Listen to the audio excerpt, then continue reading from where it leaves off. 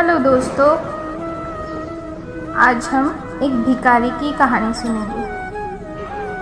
श्री कृष्ण जी जो भी कहते हैं वो हमेशा सत्य होता है।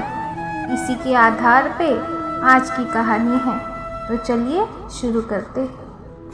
एक भिखारी था जो कि अक्सर ट्रेन में भीख मांगता था। एक दिन की बात है, वह रोज की तरह भीख मांग रहा था।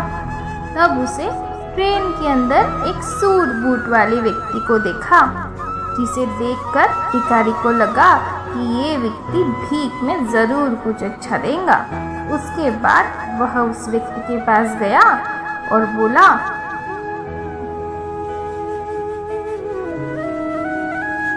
उस व्यक्ति के पास चला गया और भीख मांगने लगा। भिखारी बोले, सेठ कुछ दो ना। सेठ ने कहा, तुम कौन हो?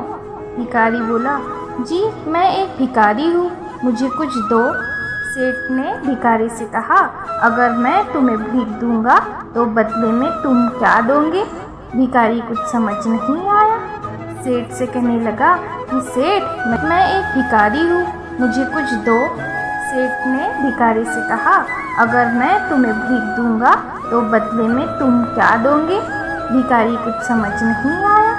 सेठ से कहने लगा कि सेठ मैं तो भिखारी हूँ, मैं भला आपको क्या दे सकता हूँ? सेठ ने कहा, भाई मैं तो व्यापारी हूँ, मैं तब तक किसी को कुछ नहीं देता जब तक उसके बदले मैं कुछ ले ना लूँ। उसके बाद सेठ स्टेशन पे आ गया और वो वहाँ उतर गया, लेकिन उसकी कही बातें भिखारी सोच में पड़ गया और सोचने लगा, क्या इसीलिए उसे कम भीख मिलता है? क्योंकि वह भीख के बदले लोगों को कुछ नहीं दे पाता। लेकिन मैं तो भिखारी हूँ, मैं आखिर किसी को क्या दे सकता हूँ?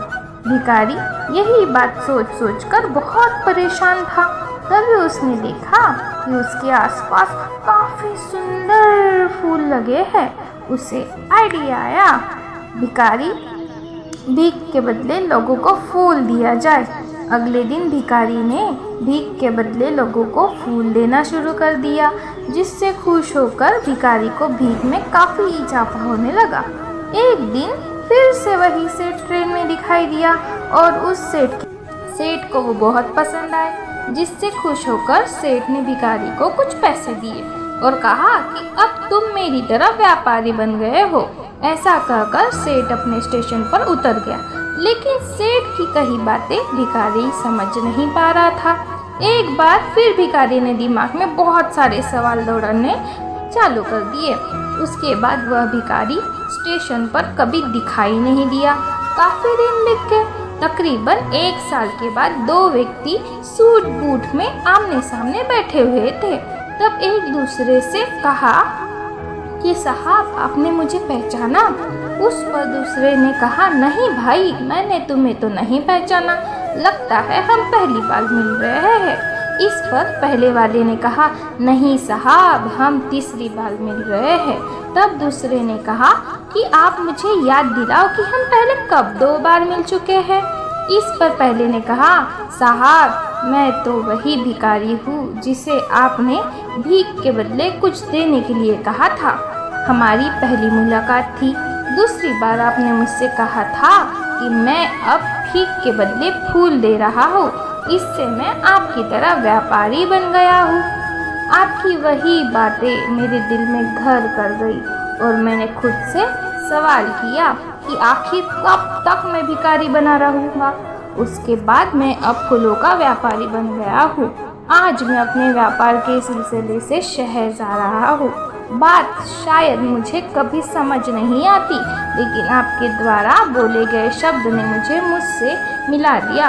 अब मन जान गया हूँ कि मैं कौन हूँ, जिसका नतीजा यह निकला कि मैं फूलों का बहुत बड़ा व्यापारी बन गया। आपने मुझे पहली मुलाकात में प्रकृति का नियम समझाया कि हमें तभी कुछ मिलता है जब हम कुछ देते हैं। लेन देन का नियम जो आपने मुझे समझाया ये सच में काम करता है, लेकिन उसके बाद भी मैं खुद को हमेशा भिखारी ही समझता रहता। अगर आपने मुझे दूसरी मुलाकात में यह एहसास नहीं करवाया होता कि मैं व्यापारी हूँ। भारतीय मुनीषियों ने इसीलिए स्वयं को जानने पर सबसे अधिक ज़्यादा जोर दिया और कहा, सो हाँ शिवहोम।